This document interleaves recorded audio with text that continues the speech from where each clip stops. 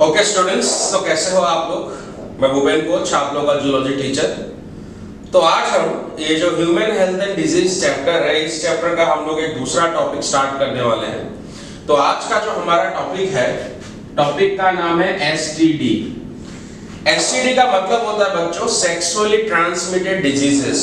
तो हम लोग देखते हैं सेक्सुअली ट्रांसमिटेड डिजीजेस का मतलब होता है जब दो इंडिविजुअल के बीच में सेक्सुअल कांटेक्ट होता है और उसके कारण वो जो डिजीज है one person to another person आपका क्या होता है, ट्रांसमिट होता है। उसको हम लोग कहते हैं सेक्सुअली ट्रांसमिटेड डिजीजेस।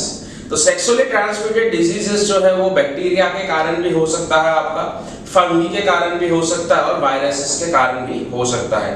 तो आज हम एक ऐसे ही एसटीडी के बारे में पढ़ने वाले हैं बच्चों, जो वायरस से आपका क्या होता है, ट्रांसमिट होता है।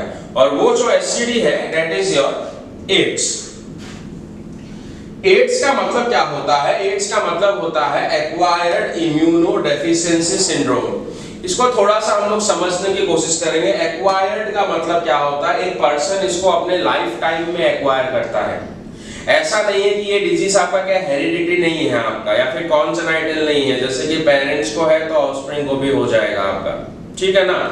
तो ये एक्वायर्ड मतलब एक पर्सन इसको अपने लाइफ टाइम में क्या करता है, एक्वायर करता है। इम्यूनोडेफिशिएंसी, इम्यूनोडेफिशिएंसी का मतलब होता है कि ये जो हमारा इम्यून सिस्टम है, आपको पता होगा हमारा इम्यून सिस्टम क्या करता है, हमको जो भी फॉरेन पैथोजेंस या फिर जो भी डिजीज कॉजिंग माइक्रो ऑर्गेनिज्म हमारे बॉडी में एंटर करते हैं उनको हमारा इम्यून सिस्टम रेजिस्ट करता है, उनको हमारा इम्यून सिस्टम रोकता है, हमें बीमारियों से बचाता है, ठीक है ना।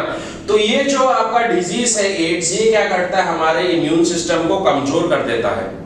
It weakens our immune system, या फिर आप कह सकते हो डिस्ट्रॉयज आवर इम्यून सिस्टम, जिसके कारण हम एक पर्सन जो है छोटे छोटे बैक्टीरियल इन्फेक्शन के कारण भी उसका क्या हो सकता है, डेथ हो सकता है। ओके, तो एक्वायर्ड इम्यूनोडेफिशिएंसी सिंड्रोम, ये जो वर्ड है बच्चों सिंड्रोम, इसका मतलब क्या होता है?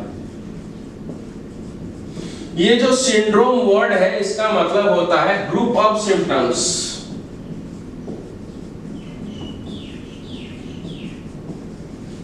ग्रुप ऑफ सिम्टम्स, देखो हमने जैसे ये पहले डिजीज पढ़े से मलेरिया के बारे में हमने पढ़ा था, टाइफाइड के बारे में पढ़ा था, है कि नहीं। तो वहां पर हमको जो है 3-4 ही सिम्टम्स देखने को मिल रहे थे, है कि नहीं। लेकिन जो पर्सन को क्या होगा, एड्स होगा, तो उसके अंदर हमको बहुत सारे सिम्टम्स देखने को मिलेंगे। We will be able to see a group of symptoms. और इस ग्रुप ऑफ सिम्टम्स के लिए जो टर्म हम लोग यूज करते हैं बच्चों, that is the syndrome. So this is your acquired immunodeficiency syndrome, जिसके बारे में आज हमें यहाँ पर डिस्कस करना है। ओके, तो आगे बढ़ेंगे बच्चों। सबसे पहले तो मैंने ये भी कहा था कि ये डिजीज क्या है, इट इज नॉट कॉन्जेनाइटल, ये आपका कॉन्जेनाइटल नहीं है।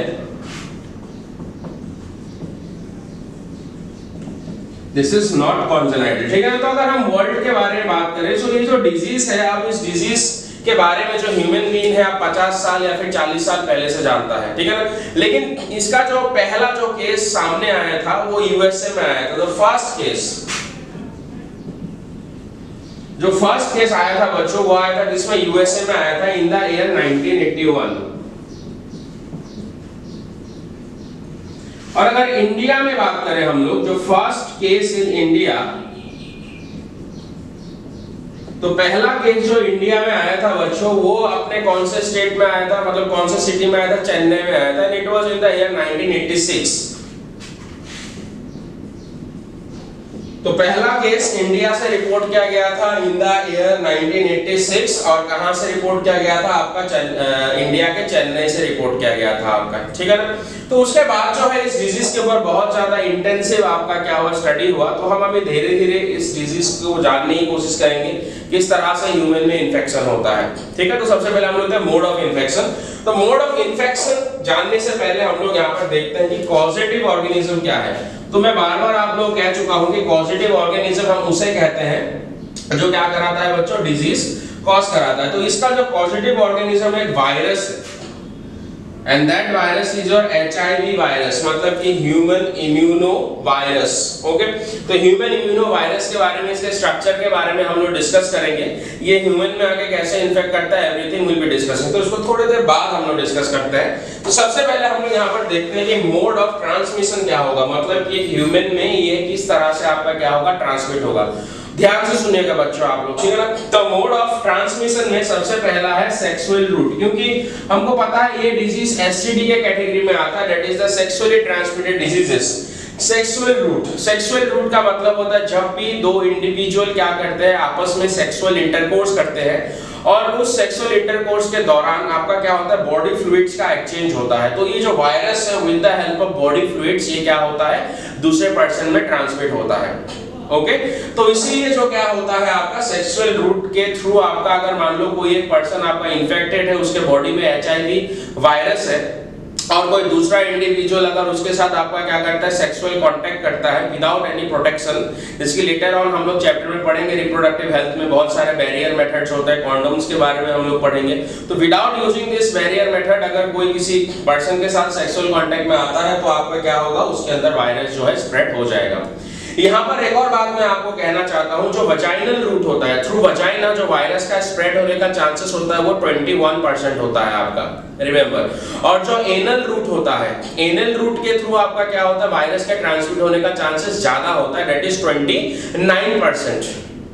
ओके तो इसीलिए जो होमोसेक्सुअल्स जो इंडिविजुअल्स होते हैं उनमें जो ये डिजीज है, एड्स जो डिजीज है वो ज्यादा पाया जाता है, आपको उनमें ज्यादा प्रिवेलेंट होता है आपका, इस बात को आप लोग ध्यान रखिएगा।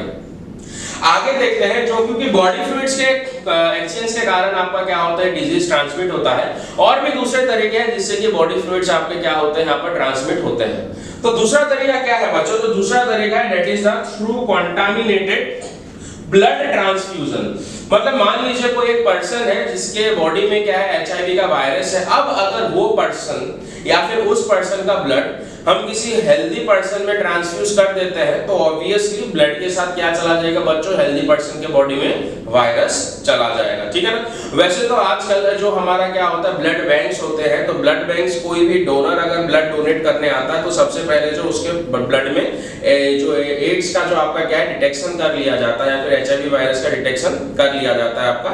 देन अगर वो आपका क्या है, उसमें वायरस एब्सेंट है तो फिर वो आपका ट्रांसमिट किया जाता है, फिर ट्रांसफ्यूज किया जाता है किसी हेल्दी पर्सन में। ओके तो इन सब बातों का ख्याल रखा जाता है। फिर आता है आपका टैटूइंग। टैटू तो ये आजकल पॉपुलर है, आपको पता होगा। टैटू बनाते हो क्या होता है बच्चों, जो नीडल होता है वो स्किन को पियर्स करता है और स्किन के एपिडर्मिस के अंदर जाके वो क्या करता है, इंक छोड़ता है आपका, ठीक है ना। अगर मान लो कि कोई टैटू का शॉप है या फिर कोई टैटू का पार्लर है, वहां पे अगर कोई एक ऐसा पर्सन आ गया जिसका क्या है, एचआईवी वायरस है जिसके बॉडी में, अब वो जो इंडिविजुअल है जो टैटूइंग कर रहा है, अगर वो सेम नीडल से अगर उसको टैटू करके फिर दूसरे इंडिविजुअल को अगर आपका क्या करते हैं, टैटूइंग कर दे, तो फिर वो वायरस उसमें ट्रांसमिट हो जाएगा। तो छोटी छोटी बातें हैं रोजमर्रा की जिंदगी में जो हमको क्या रखने बच्चों, ध्यान रखना है। तो इसलिए हमेशा जो है फ्रेश नीडल का यूज करना चाहिए बच्चों।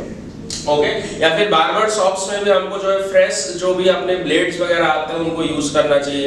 नहीं तो क्या होगा, कोई एक इंडिविजुअल है जिसको उस ब्लेड से कट लगा होगा, उसका ब्लड लग गया उस ब्लेड में, फिर कोई एक जो हेल्दी ह्यूमन बीइंग है उसको भी कट लग गया या फिर उसके ब्लड के कांटेक्ट में आ गया, तो वायरस उस तरह से ट्रांसमिट होता है। अगला क्या है, पुअरली स्टेरिलाइज्ड। अगला जो इसका जो ट्रांसमिशन का तरीका होता है वो होता है पुअरली स्टेरिलाइज्ड डेंटल इंस्ट्रूमेंट्स। मान लीजिए फिर से कोई एक पर्सन जो है जो एचआईवी इन्फेक्टेड है, ओके, डेंटिस्ट के पास जाता है। डेंटिस्ट क्या करता है, उसे गम्स वगैरह को अपने डेंटल इंस्ट्रूमेंट से क्या करता है, टच करता है, ट्रीट करता है। उसके जो भी इंस्ट्रूमेंट्स है उसमें क्या लग गया, उस इन्फेक्टेड पर्सन का ब्लड लग गया। अब जो डॉक्टर है उसने उसको पुअरली मतलब स्टेरिलाइज नहीं किया अच्छे से, एक हेल्दी ह्यूमन बीइंग को भी वही इंस्ट्रूमेंट यूज कर दिया, उसके ब्लड के कांटेक्ट में आ गया तो हो गया वायरस ट्रांसमिट वहां पे। तो ये तो हमने ज्यादातर हम देख रहे हैं कि जो बॉडी फ्लूइड्स हैं, बॉडी फ्लूइड्स के थ्रू ही आपका क्या हो रहा है, यहाँ पर ट्रांसमिशन हो रहा है। किसका, एचआईवी वायरस का। ध्यान दीजिए। नेक्स्ट आपका क्या है, through transplacental route. Transplacental route मतलब कि जो मदर होती है और जो उसके वूम्ब में जो फीटस होता है, आपको पता होगा उनके बीच में कनेक्शन होता है, दैट इज द प्लेसेंटा। तो ये जो वायरस है ये क्या कर सकता है, अगर मदर को अगर एचआईवी इन्फेक्शन है, एचआईवी वायरस है, तो ये वायरस जो है प्लेसेंटा को क्रॉस कर सकता है बच्चों, और प्लेसेंटा को क्रॉस करके कहां पे एंटर कर जाएगा, it will enter into the foetus blood. Okay लेकिन आजकल कुछ ऐसे ड्रग्स निकल चुके हैं बच्चों, लेकिन अगर पहले पता चलना पड़ेगा कि मदर को जो है आपका एचआईवी इन्फेक्शन है कि नहीं, तो इसलिए आजकल जो भी प्रेग्नेंट वुमेन होती है हॉस्पिटल में जब भी आपका चेकअप कराने जाती है तो उनका एचआईवी टेस्ट किया जाता है। और HIV टेस्ट में अगर वो पॉजिटिव निकलती हैं तो there are certain drugs available nowadays, जो अगर हम मदर को दे दे तो ये जो वायरस है उसको ब्लॉक कर दिया जाता है, वो प्लेसेंटा को क्रॉस करके फिटस में नहीं जा पाता है। लेकिन इसके लिए हमको क्या पहले से ही पता होना पड़ेगा, तो मदर का चेकअप होना जरूरी है। एंड इन्फेक्टेड नीडल्स, ओके, तो मान लीजिए जो एक नीडल है उसको बार बार यूज किया जा रहा है, आपका इंजेक्शन देने वाले नीडल्स अगर उनको बार बार यूज किया जा रहा है, उनमें से मान लो कोई एक पर्सन ऐसा है जिसके ब्लड में फिर से HIV वायरस है, वही नीडल अगर हम लोग क्या करें किसी हेल्दी पर्सन को अगर वहां पर इंजेक्ट कर दे, then that person will also get affected. तो ये तो सारे हो गए बच्चों मोड ऑफ ट्रांसमिशन, किस तरह से जो है आपका ये वायरस एक हेल्दी ह्यूमन बीइंग में ट्रांसमिट हो सकता है। तो यहाँ पर एक बात का हम लोग को ध्यान रखना है इन सारे चीजों में कि ये जो बॉडी फ्लूइड्स के थ्रू आपका क्या हो रहा है, ट्रांसमिट हो रहा है, और किसी ना किसी तरह से यहाँ पे हर एक तरीके में जो है एक इन्फेक्टेड पर्सन का बॉडी फ्लूइड है हेल्दी पर्सन के बॉडी फ्लूइड में कांटेक्ट में आ रहा है, जिसके कारण वायरस ट्रांसमिट है बच्चों। तो अब हम देखते हैं ऐसे कौन से इंडिविजुअल्स होंगे जिनका इस वायरस से HIV वायरस से इन्फेक्शन होने के चांसेस बहुत ज्यादा हाई होंगे, ठीक है ना। तो now will be discussing individuals eight high risk.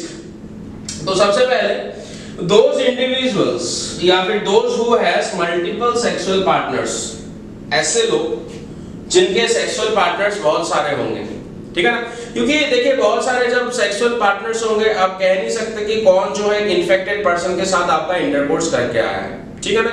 और एक और बात यहाँ पे आपका क्या होगा, मल्टीपल सेक्सुअल पार्टनर्स में ज्यादातर हमको देखा गया है कि वो अनप्रोटेक्टेड सेक्सुअल इंटरकोर्स का आपका प्रैक्टिस करते हैं, जिसमें क्या बैरियर मेथड वगैरह यूज नहीं करते हैं, जिससे ये बॉडी फ्लूइड के थ्रू वायरस जो है इजीली आपका क्या होता है, ट्रांसमिट हो जाता है।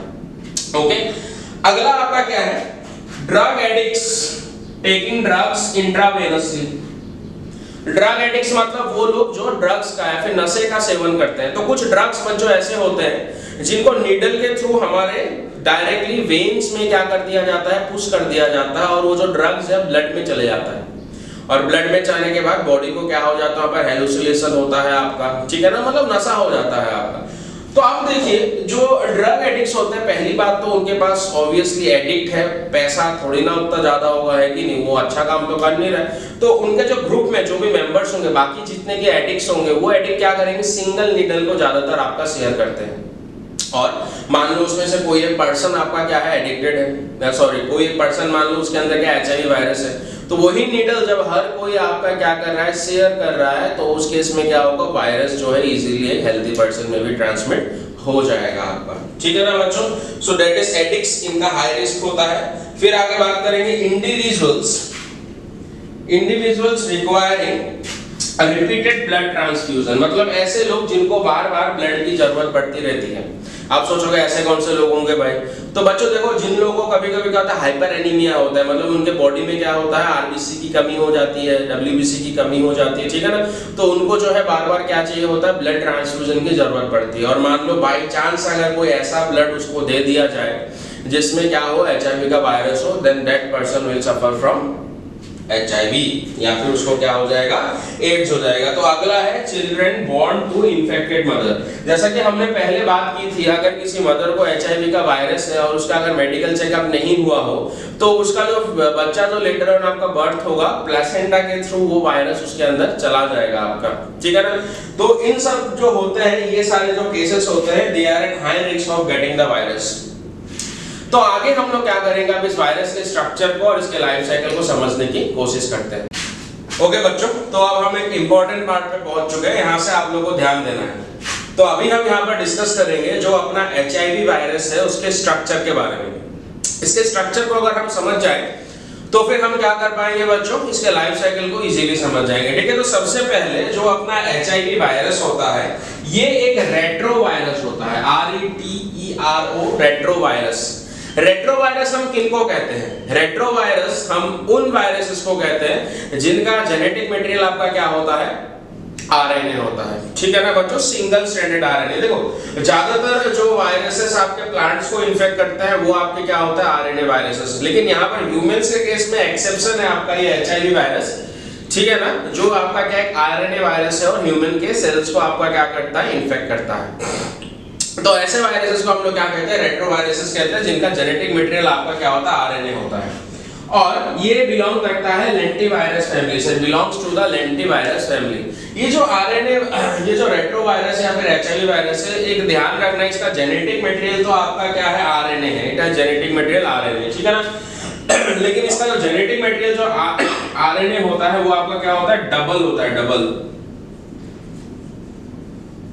अब जब स्ट्रक्चर को बात करेंगे तो धीरे धीरे मैं आपको समझाता जाऊंगा, ठीक है। तो सबसे पहले वायरस तो है आपका कुछ इस तरह का दिखने वाला है आपको ये वायरस, ठीक है ना। तो वायरस के बाहर, ये जो बाहर एक एनवेलप्ड वायरस है बच्चों, एक एनवेलप्ड वायरस है, ठीक है ना, एनवेलप की तरह कवर्ड अप रहता है आपका, ओके। तो ये जो आपका एनवेलप वायरस है, लिपिड बाइलेयर से इसका एक आपका क्या बनेगा, लेयर बनेगा, ओके। और इसमें आपके कुछ क्या होंगे, कुछ इंटीग्रल प्रोटीन्स होंगे, you will be able to see certain integral proteins. इन इंटीग्रल प्रोटीन्स को हम लोग क्या कहते हैं, GP41 कहते हैं। GP का मतलब होता है बच्चों globular protein, GP means globular protein, and 41 क्या है बच्चों, इसका मॉलिक्यूलर वेट है, ठीक है ना। तो ग्लोब्यूलर प्रोटीन 41 जो किसमें, इसके आउटर जो एनवेलप है उसमें आपका क्या रहता है, इंटीग्रेटेड रहता है आपका। और उसके ऊपर ही आपको एक और प्रोटीन मिलेगा, that is the GP120, okay. यही वो GP120 है बच्चों जो ह्यूमंस के अंदर जो सेल्स होते हैं उन सेल्स को जाके आपका क्या करता है, ये इन्फेक्टेड करता है। कैसे करता है, उसके साथ अटैच कैसे होता है, मैं थोड़ी देर बाद बताता हूं आपको, ठीक है। पहले स्ट्रक्चर को समझ जाते हैं हम लोग। अब ये जो आपका जो बाहर का कोटिंग है, इस बाहर के कोटिंग के अंदर आपको क्या मिलेगा, इनर कोट मिलेगा या फिर एक इनर कोर मिलेगा, you able to see an inner core. और इनर कोर में आपको दो लेयर मिलेंगे, ये हो गया आपका पहला लेयर और ये हो गया आपका दूसरा लेयर, ठीक है ना। तो कोर में जो आपका आउटर लेयर होता है ये प्रोटीन का लेयर होता है बच्चों, और ये होता है P17। और जो इनर लेयर होता है कोर में वो आपका क्या होता है बच्चों, प्रोटीन का बना होता है, वो होता है P24। अब ये जो कोर होता है, कोर में ही हमको इसके सारे के सारे क्या मिलते हैं, हर एक मशीनरी मिलता है जो जाके क्या कर सकता है, ह्यूमन सेल को इन्फेक्ट कर सकता है। तो सबसे पहले तो इसके अंदर, क्योंकि रेट्रोवायरस है तो जेनेटिक मटेरियल आपको जो मिलने वाला है वो क्या मिलेगा, आरएनए मिलेगा। लेकिन ये क्वेश्चन पूछा जाता है बच्चों, इसमें आरएनए के कितने मॉलिक्यूल मिलेंगे, आरएनए के 2 मॉलिक्यूल मिलता है बच्चों।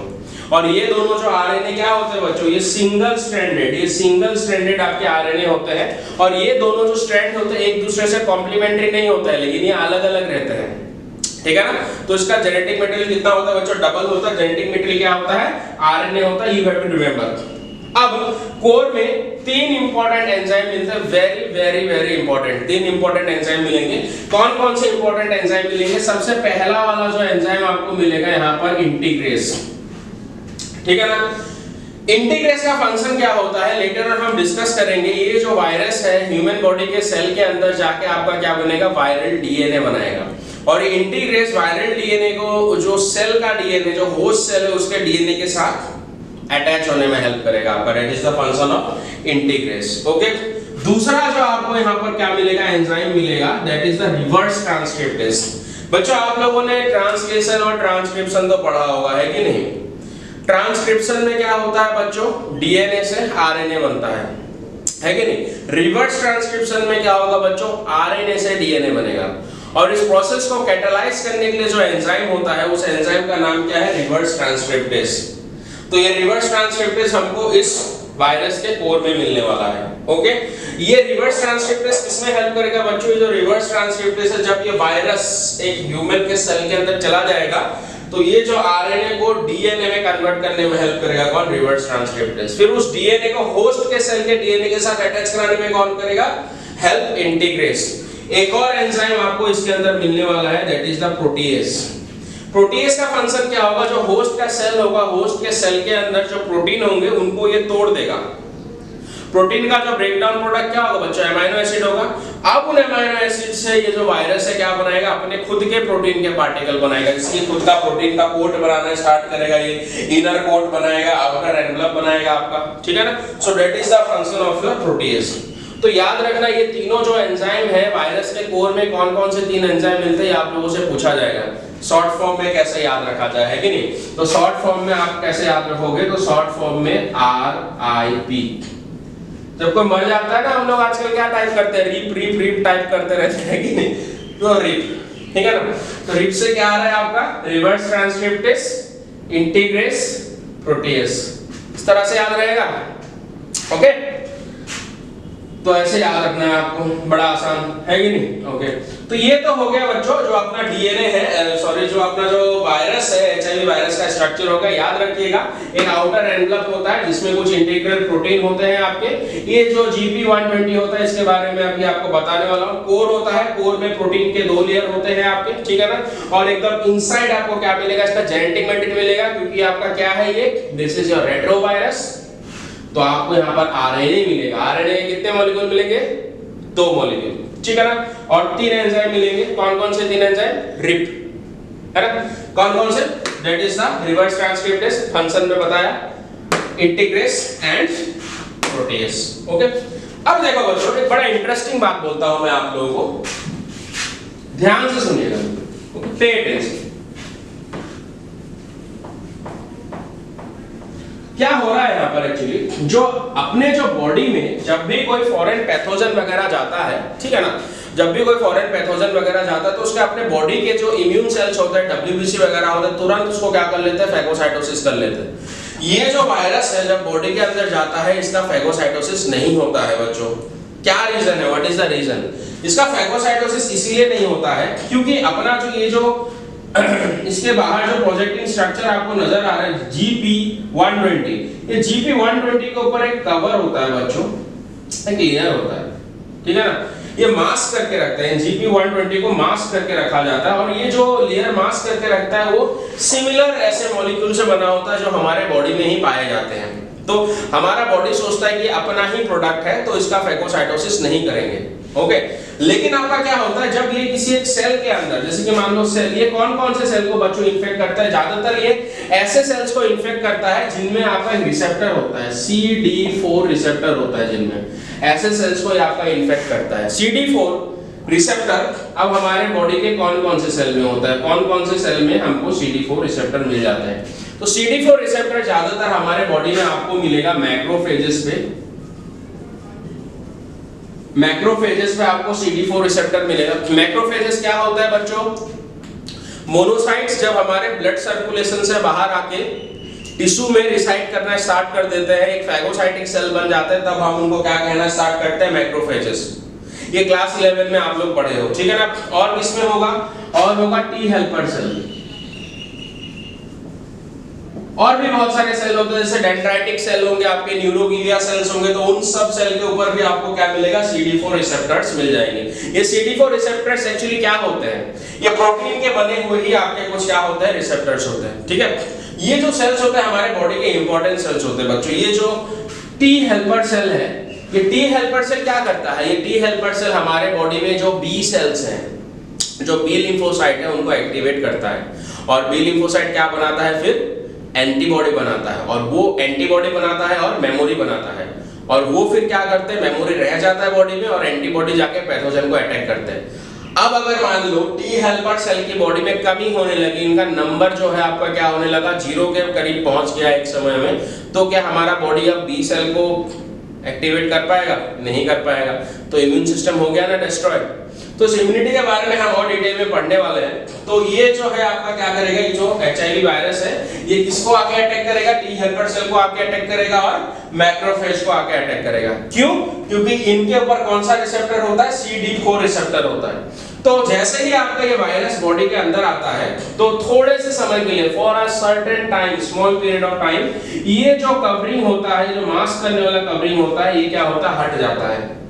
और ये जो आपका क्या है, ग्लोबुलर प्रोटीन है, ग्लोबुलर प्रोटीन जाके इसके साथ क्या कर लेगा, आपका CD4 रिसेप्टर के साथ अपना बाइंड कर लेगा। बॉडी में जो भी CD4 रिसेप्टर होगा उसके साथ ये वायरस जाके आपका क्या कर लेगा, बाइंड कर लेगा, लाइक दिस।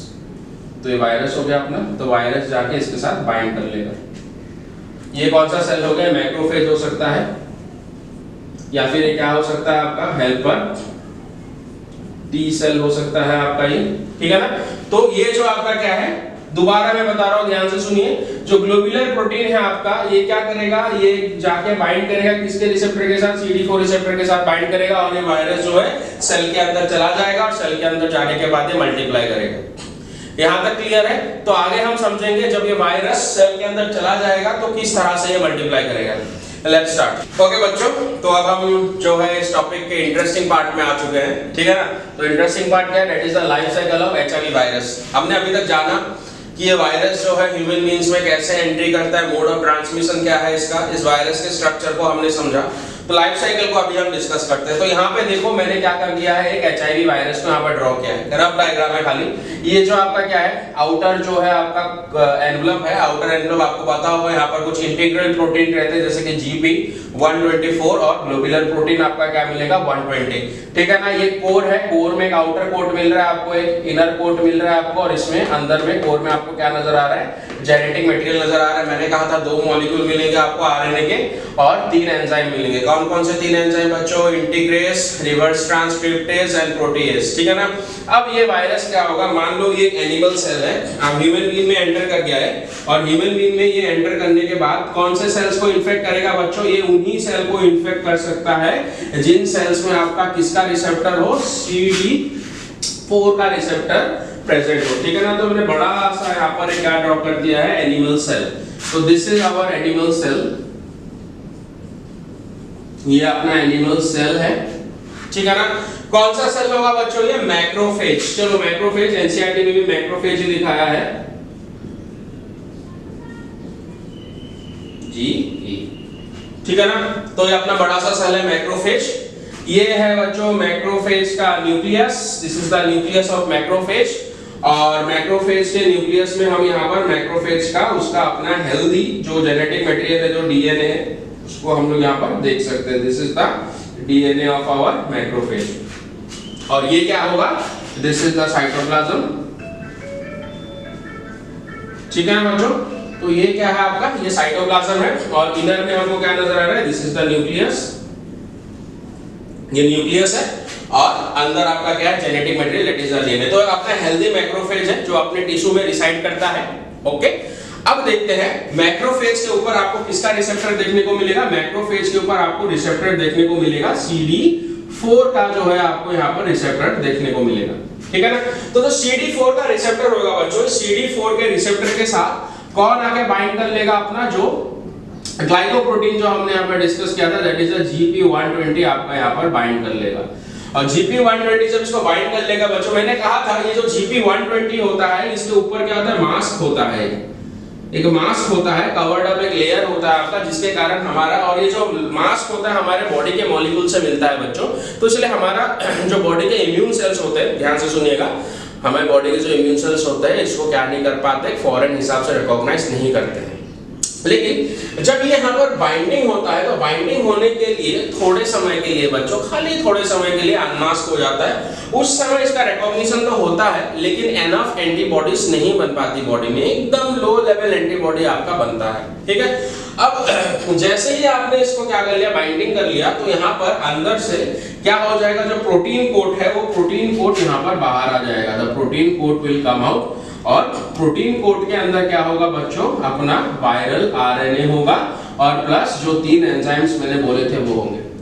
अब सेल के अंदर क्या एंटर कर जाएगा, सेल के अंदर आपका एंटर कर जाएगा वायरल, सेल के अंदर एंटर कर जाएगा वायरल आरएनए, ओके। ये वायरल आरएनए किसके अंदर एंटर कर गया, अपने फैगोसाइट, अपने फैगोसाइटिक सेल जो है मैक्रोफेज है, मैक्रोफेज के अंदर एंटर कर गया। इसी तरह से सेम प्रोसेस है टी लिम्फोसाइट के अंदर भी बच्चों एंटर कर सकता है, ठीक है ना। अब जब वायरल आरएनए, ये तो अपना पहला स्टेप हो गया, दूसरा स्टेप क्या होगा, ये जो वायरल आरएनए है, वायरल आरएनए किसमें कन्वर्ट हो जाएगा बच्चों, it will B converting into the viral DNA, ये वायरल डीएनए में कन्वर्ट हो जाएगा। अब मेरे को आप लोग बता सकते हो ये वायरल डीएनए में कैसे कन्वर्ट हो गया, आरएनए से डीएनए कैसे बना, आरएनए से, वैसे तो नॉर्मली हम लोग जानते हैं कि डीएनए से आरएनए बनने के प्रोसेस को क्या कहते हैं, ट्रांसक्रिप्शन। लेकिन यहाँ पर क्या हो रहा है, आरएनए से बन रहा है डीएनए, तो इसको हम लोग क्या कहेंगे, रिवर्स ट्रांसक्रिप्शन। तो कौन सा एंजाइम यहाँ पर काम में आएगा, रिवर्स ट्रांसक्रिप्टेज। तो ये क्या हो गया अपना वायरल डीएनए, और इसको वायरल डीएनए को सिंथेसिस होने में किसने हेल्प किया, enzyme reverse transcriptase, reverse transcriptase ने इसको हेल्प कर दिया, ठीक है ना। रिवर्स ट्रांसक्रिप्टेज ने इसको किसमें हेल्प कर दिया, क्या बनने में हेल्प कर दिया, वायरल डीएनए बनने में हेल्प कर दिया। याद रखिएगा, लेकिन ये जो रिवर्स ट्रांसक्रिप्टेज इसको कौन लेके आता है अपने साथ, वायरस खुद लेके आता है, ठीक है ना। अब ये जो वायरल डीएनए है, अब ये वायरल डीएनए क्या करेगा, जो इस सेल का जो हेल्दी डीएनए था, हेल्दी डीएनए के साथ इनकॉर्पोरेट कर जाएगा बच्चों, और इनकॉर्पोरेट करने के बाद ये जो पूरा का पूरा जो मशीनरी है ये कौन ले लेगा अपने अंदर, it will be overtaken by viral DNA, मतलब वायरल डीएनए इसके साथ जाके बाइंड हो जाएगा। चलो हम देखते हैं। तो वायरल डीएनए जो है इसके न्यूक्लियस में एंटर हो जाएगा, और इसके न्यूक्लियस में एंटर होने के बाद आपका क्या होगा, जो हेल्दी डीएनए था, हेल्दी डीएनए के साथ वायरल डीएनए यहां पर जाके इनकॉर्पोरेट हो जाएगा। ओके, अब जब ये जाके इस हेल्दी डीएनए के साथ इनकॉर्पोरेट हो जाएगा, इसके ऊपर एक कब्जा कर लेगा। अब तेरी नहीं चलेगी, अब किसकी चलेगी, वायरल डीएनए की चलेगी। वायरल डीएनए में जो जो चीजें, जो जो इंफॉर्मेशन आपका क्या है वहां पर कोडेड है, वही खाली आपका क्या होगा अभी एक्सप्रेस होगा। और मैंने कहा था कि इसको इसके साथ इंटीग्रेट होने में कौन हेल्प करेगा, इंटीग्रेट होने में कौन हेल्प करेगा, इंटीग्रेस, विद द हेल्प ऑफ इंटीग्रेस। और इंटीग्रेस कहां से आया बच्चों, इंटीग्रेस की ये पहला एंजाइम था, reverse transcriptase is our first enzyme and integrase is our second enzyme. और इंटीग्रेस भी कौन लेके आया अपने साथ, अपना वायरल, जो भी वायरस है, एचआईवी वायरस, यहां पर इंटीग्रेस लेके आया। तो मेरे ख्याल से यहां तक आप लोगों को समझ में आ गया होगा, ठीक है ना। तो यहां पर ये क्या बन गया, अभी पूरा का पूरा जो है वायरल डीएनए बन गया, हम लोग कह सकते हैं। अब इस डीएनए से क्या बनेगा, इस डीएनए से बनेगा प्रोटीन, ठीक है ना। अब इस डीएनए से क्या बनने वाला है बच्चों, यहां से बनेगा आपका प्रोटीन, प्रोटीन का सिंथेसिस होगा। ओके, और जब यहां पर प्रोटीन का सिंथेसिस होगा प्लस डीएनए से क्या बनेगा बच्चों, आरएनए, ठीक है। चलो मैंने डायरेक्टली कह दिया, यहां पर एक स्टेप और होगा आपका, ठीक है ना। हमको पता है डीएनए से क्या बनता है बच्चों, यहां पर डीएनए से आपका बनेगा आरएनए, लेकिन ये कौन सा आरएनए बनेगा, viral RNA. Which RNA, viral RNA. और वायरल आरएनए क्या था, वही तो था जेनेटिक मटेरियल किसका, वायरस का। मतलब कि वायरस ने क्या किया, अपने जेनेटिक मटेरियल को यहां पर नंबर बढ़ा लिया। कैसे बढ़ाया, समझ में आया। जो वायरस का जेनेटिक मटेरियल आरएनए, वायरस का जेनेटिक मटेरियल क्या था, आरएनए था, इसलिए तो रेट्रोवायरस है कि नहीं बच्चों। आरएनए ने क्या बनाया, वायरल डीएनए बनाया। किसके हेल्प से बनाया, रिवर्स ट्रांसक्रिप्टेज के हेल्प से बनाया। Now this viral DNA will be incorporated into the host DNA, okay. और होस्ट डीएनए के मशीनरी को ओवरटेक कर लेगा, और फिर जो आरएनए बनेगा बच्चों, वायरल आरएनए बनेगा। मतलब कि वही वायरल आरएनए दोबारा बन गया। बस अब इसको क्या बनाना है, इसको अब बनाना है तो बस ये जो कोटिंग है, ये जो प्रोटीन के इनर कोट है, प्रोटीन का जो आउटर कोट है, वही बनाना है इसको बस अभी। वो बनाने के बाद फिर से पैकिंग चालू हो जाएगा, और बहुत सारे वायरस यहाँ पे बन जाएंगे। इस माइक्रोफेज के अंदर बहुत सारे वायरस बनना स्टार्ट हो जाएंगे, है ना। आसान, देखते हैं आगे फिर क्या होगा। तो आरएनए से अब क्या बनेगा, प्रोटीन बन जाएगा। अब इन प्रोटीन को तोड़ के, इन प्रोटीन को कौन तोड़ने में हेल्प करेगा बच्चों, जो मैंने कहा था एक और आपका जो प्रोटीन, ये जो एक और जो आपका वायरस एंजाइम लेके आया था, प्रोटीएज। तो प्रोटीएज क्या करेगा, इस प्रोटीन को तोड़ेगा, और इस प्रोटीन को तोड़ने के बाद इसका दोबारा से क्या करेगा, सिंथेसिस करेगा। और सिंथेसिस करने के बाद दोबारा से जो है आपके बहुत सारे यहाँ पर क्या बनने स्टार्ट हो जाएंगे, वायरस बनने स्टार्ट हो जाएंगे। जिन वायरस के अंदर आपको क्या मिल जाएगा, रिवर्स ट्रांसक्रिप्टेज एंजाइम मिल जाएगा, इनके अंदर इनका जेनेटिक मटेरियल मिल जाएगा इस तरह से, ठीक है ना। सो लाइक दैट, तो बहुत सारे जो है वायरस आपके यहाँ पर बाहर बन चुके होंगे। यही है लाइफ साइकिल बच्चों। तो यहाँ पर फिर ये जो वायरस है, ये वायरस जाके क्या करने वाला है, अब this virus will go out of this cell. ये वायरस इस सेल के बाहर चले जाएंगे, और इस सेल के बाहर जाने के बाद ये किसको इन्फेक्ट करना स्टार्ट कर देंगे, T lympho T helper sales, इस तरह से। ओके, तो दोबारा से हम लोग यहाँ पर रिपीट करेंगे, ध्यान से सुनिएगा। वायरस आया, इसने क्या किया, CD4 रिसेप्टर के साथ बाइंडिंग किया। CD4 रिसेप्टर के साथ बाइंडिंग करने के बाद क्या हुआ, इसका जो अंदर का प्रोटीन कोड था, उसमें से जो एंजाइम्स थे और जो वायरल आरएनए था, वो कहां पे आ गया, अपने मैक्रोफेज के अंदर आ गया। मैक्रोफेज के अंदर वायरल आरएनए किसमें कन्वर्ट हुआ, वायरल डीएनए में। कैसे कन्वर्ट हुआ, रिवर्स ट्रांसक्रिप्टेज। ये एंजाइम कौन लेके आया था, एचआईवी वायरस ही लेके आया था, ओके। अब जो वायरल डीएनए बना, वो जाके होस्ट के डीएनए के साथ इनकॉर्पोरेट हो गया, ठीक है ना। किसके हेल्प से, इंटीग्रेस के हेल्प से। तो पूरा का पूरा जो यहाँ पर हेल्दी डीएनए था, उसके मशीनरी को वायरल डीएनए ने ओवरटेक कर लिया। अब क्या बन रहा है? Viral RNA. वायरल आरएनए तो है ही वायरस का जेनेटिक मटेरियल, और इसको क्या बनाना है? इसको पैकिंग करने के लिए जो आउटर कोर है, इनर कोर है, वो बनाना है। तो आरएनए से बनेगा प्रोटीन। इसमें कौन हेल्प करेगा? प्रोटीएजेस। नए नए वायरसेस का पैकिंग होना स्टार्ट हो जाएगा, और ये वायरसेस जो है इस मैक्रोफेज के बाहर जाएंगे। तो यहाँ पर जो मैक्रोफेज है बच्चों, वायरस के फैक्ट्री की तरह काम करेगा। It will be acting as a viral factory. और अब ये जो वायरस बाहर जा रही है, T helper cells. T helper cells में भी बच्चों ये CD4 रिसेप्टर होता है। टी हेल्पर सेल को भी धीरे धीरे ये डिस्ट्रॉय करना स्टार्ट कर देंगे। तो इस तरह से बॉडी में जितने भी टी हेल्पर सेल्स होंगे उनका अमाउंट कम हो जाएगा, नेग्लिजिबल हो जाएगा। और टी हेल्पर सेल का मैंने आपको फंक्शन बताया था। टी हेल्पर सेल ही है जो फॉरेन पैथोजन वगैरह को रिकॉग्नाइज करने में हेल्प करता है, और उसको रिकॉग्नाइज करने के बाद टी हेल्पर सेल ही बी सेल को आपका क्या करता है? एक्टिवेट करता है। और बी सेल क्या बनाता है? एंटीबॉडी उन पैथोजन को मारने के लिए। अब अगर बी सेल, अगर टी सेल ही नहीं रहेगा तो फिर एंटीबॉडी बन पाएगा क्या? बी सेल एक्टिवेट हो पाएगा? नहीं हो पाएगा। तो person will become immuno deficient. तो इस तरह से जो है एक एचआईवी वायरस हमारे बॉडी के पूरे जो है इम्यूनिटी को क्या कर देता है? खत्म कर देता है। तो आगे हम देखते हैं इसके सिम्टम्स क्या क्या होते हैं, ठीक है ना। और सिम्टम्स के साथ साथ हम देखते हैं कि ये जो कितने फेजेस में इंफेक्शन होता है आपका। ओके स्टूडेंट्स, तो इस टॉपिक के लास्ट फेज में हम लोग पहुंच चुके हैं। तो इस लास्ट फेज में हम लोग यहाँ पर देखने की कोशिश करेंगे कि एड्स, जब किसी पर्सन को एड्स, एक्चुअली देखो एचआईवी वायरस का जब इन्फेक्शन हो जाता है तब हम नहीं कह सकते कि पर्सन को एड्स जो है, हम उसको एचआईवी पॉजिटिव कहते हैं। तो लेटर ऑन उस पर्सन के बॉडी में कुछ सिम्टम्स डेवलप होना स्टार्ट होते हैं, तब हम कहते हैं that the person is suffering from AIDS. Okay, तो ये जो सिम्टम्स है बच्चों, ये 3 फेजेस में यहाँ पर बांट के रखे हुए हैं। तो पहला जो फेज होता है आपका एसिम्प्टोमेटिक फेज होता है।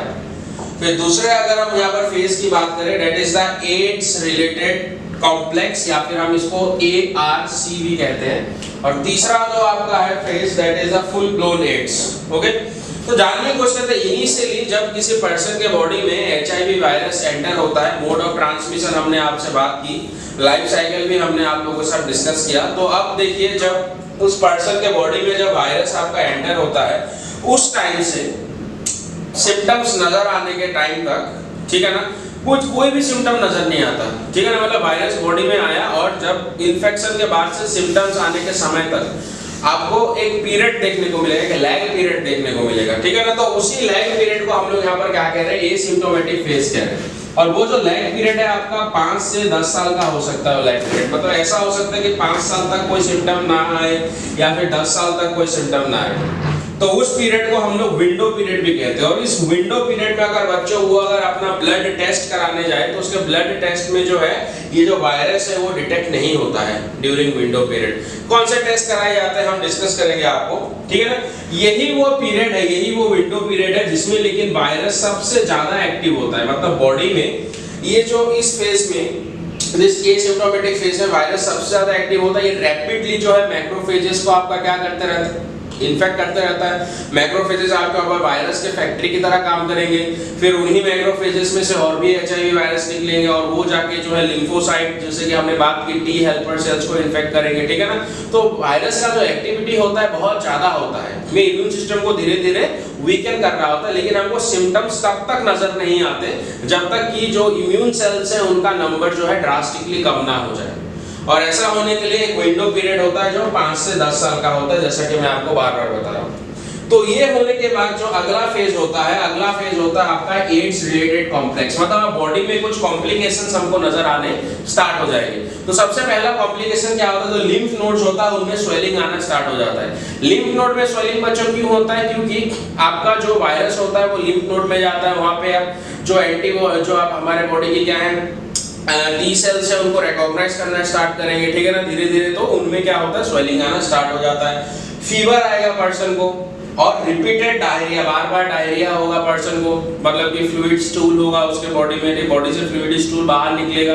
वेट लॉस होगा बच्चों, 10% ऑफ द बॉडी लॉस। जो वेट लॉस होता है बच्चों वो कितना होता है? 10% से भी बॉडी का ज्यादा जो है वेट लॉस हो जाता है। इसलिए हम इस एड्स को जो है स्लिम डिजीज भी कहते हैं, also known as slim disease. ठीक है ना, क्योंकि यहाँ पे पर्सन का जो बॉडी वेट होता है बहुत कम हो जाता है। और इस फेज में जो एड्स रिलेटेड कॉम्प्लेक्स है, इसमें सबसे इंपॉर्टेंट है कि जो लिम्फोसाइट का जो काउंट होता है या फिर जो टी हेल्पर सेल का जो काउंट होता है वो बहुत ज्यादा ड्रास्टिकली कम हो जाता है। मैं टी लिम्फोसाइट का बार बार आपको फंक्शन कह रहा हूँ, यही टी लिम्फोसाइट होते हैं जो क्या करते हैं बच्चों, एंटीजन को रिकॉग्नाइज करते हैं और रिकॉग्नाइज करने के बाद बी सेल को एक्टिव करते हैं ताकि वो एंटीबॉडी बनाए। लेकिन अब अगर टी लिम्फोसाइट ही अगर वहां पर नहीं रहा, टी लिम्फोसाइट का काउंट ही बहुत कम हो गया, तो क्या जब हमारे बॉडी में कोई भी पैथोजन आ रहा है क्या वो रिकॉग्नाइज हो पाएगा, क्या उसके अगेंस्ट एंटीबॉडी बन पाएगा? नहीं। तो पर्सन का जो यहाँ पे क्या हो रहा है, जो इम्यून सिस्टम है वो पूरा का पूरा क्या हो रहा है, उसके लॉस हो रहा है, इम्यून सिस्टम उसका बहुत ज्यादा वीक हो रहा है। तो अगला जो फेज होता है आपका, that is the full blown AIDS. तो फुल ब्लोन एड्स में आपका क्या होता है, पर्सन जो होता है उसका इम्यूनिटी बहुत ज्यादा कम हो जाता है बच्चों। अब इम्यूनिटी बहुत ज्यादा कम हो जाने के कारण अब उसको क्या होने लगेंगे, अपॉर्चुनिस्टिक इन्फेक्शंस होने लगेंगे। मतलब कि पहले वो इन्फेक्शंस, पहले जो बॉडी में बैक्टीरिया चला जाता था कोई, या फिर कोई वायरस चला जाता था, या फिर कोई फंगी, कोई प्रोटोजोआ चला जाता था, जिनको हमारे बॉडी के इम्यून सेल ही नॉर्मली फैगोसाइटोसिस करके क्या कर देते थे, खत्म कर देते थे, है कि नहीं। लेकिन अब जब हमारे बॉडी का ऐसा इम्यून सेल बचा ही नहीं जो उन पैथोजेंस को क्या कर पाए, रिकॉग्नाइज कर पाए, अब वो अपॉर्चुनिटी उनको मिलने लगेगा और वो बॉडी में आने के बाद बॉडी में बीमार करना स्टार्ट कर देंगे। तो एक्चुअली बच्चों एड्स जो होता है क्या होता है, इम्यून सिस्टम खत्म हो जाता है और उसके कारण ही जो बाकी बैक्टीरिया वायरसेस है उनको चांस मिल जाता है बॉडी को अटैक करने के लिए, और इस तरह से पर्सन का एक टाइम पे क्या हो जाता है, डेथ हो जाता है। समझ पा रहे हो आप लोग? तो इस तरह से जो एड्स से एक पर्सन का क्या होता है, डेथ होता है। तो क्या हो सकता है पर्सन को, अब यहाँ पर माइकोबैक्टीरियम के कारण ट्यूबरकुलोसिस हो सकता है, स्किन कैंसर ज्यादातर हम एड्स के पेशेंट में देखते हैं, they suffer from the skin cancer, dysentery, typhoid हो सकता है उसको, ठीक है ना, हमने जितने भी सारे डिजीजेस पढ़ते हैं उसको, टिटेनस हो सकता है बच्चों, या फिर उसने जितने भी वैक्सीन लिए होंगे, वैक्सीन क्या करते हैं हमारे बॉडी में मेमोरी फॉर्मेशन करते हैं। अब वो तो इम्यून सेल खत्म हो गए तो कितने भी वैक्सीन उसने अपने लाइफ टाइम में लिए होंगे वो वैक्सीन भी काम नहीं करेंगे। तो इस तरह से पर्सन का इम्यूनिटी खत्म हो जाता है और जितने भी बैक्टीरिया वायरसेस होते हैं वो अपॉर्चुनिटी ढूंढते हैं बॉडी में आके and they kill that person. Okay, तो ये थे सिम्टम्स एड्स के। ओके, अब हम थोड़ा सा यहाँ पर डिस्कस करेंगे कि आपका एड्स से रिलेटेड ट्रीटमेंट क्या होता है। ट्रीटमेंट के बारे में थोड़ा सा हम लोग यहाँ पर बात कर लेंगे। तो सबसे पहले तो हम लोग यहाँ पर डिटेक्शन की बात करते हैं, we talk about the detection. Okay, तो डिटेक्शन, तो डिटेक्शन के लिए बच्चों होते हैं यहाँ पर एलाइजा। एलाइजा का मतलब होता है enzyme linked immunosorbent acid.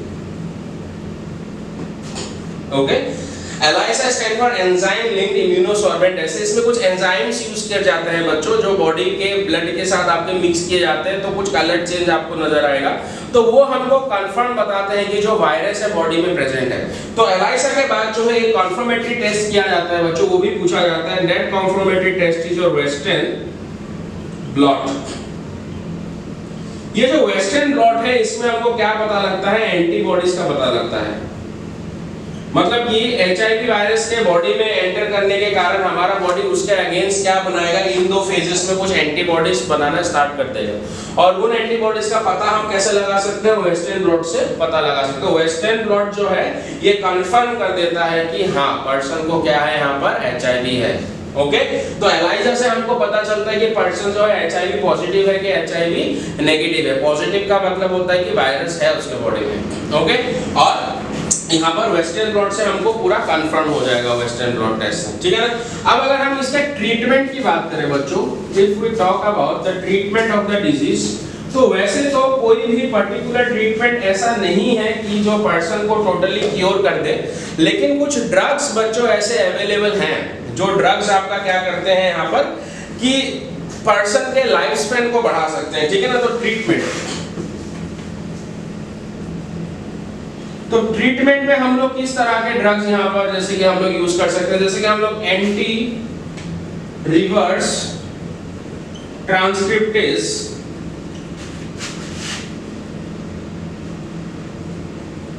Drugs use कर सकते हैं।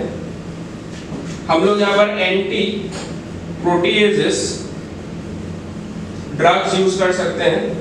तो यहाँ पर जो है बहुत सारे अलग अलग तरह के ड्रग्स यूज किए जाते हैं बच्चों ट्रीटमेंट में, जैसे कि एंटी रिवर्स ट्रांसक्रिप्टेज ड्रग्स जो वायरस जो रिवर्स ट्रांसक्रिप्टेज लेके आएगा उसको इनएक्टिवेट कर देगा, या फिर एंटी प्रोटीएजेस ड्रग्स जिसके कारण जो वायरस जो प्रोटीएजेस एंजाइम लेके आएगा उसके हेल्प से वायरस वायरल प्रोटीन नहीं बना पाएगा, ठीक है।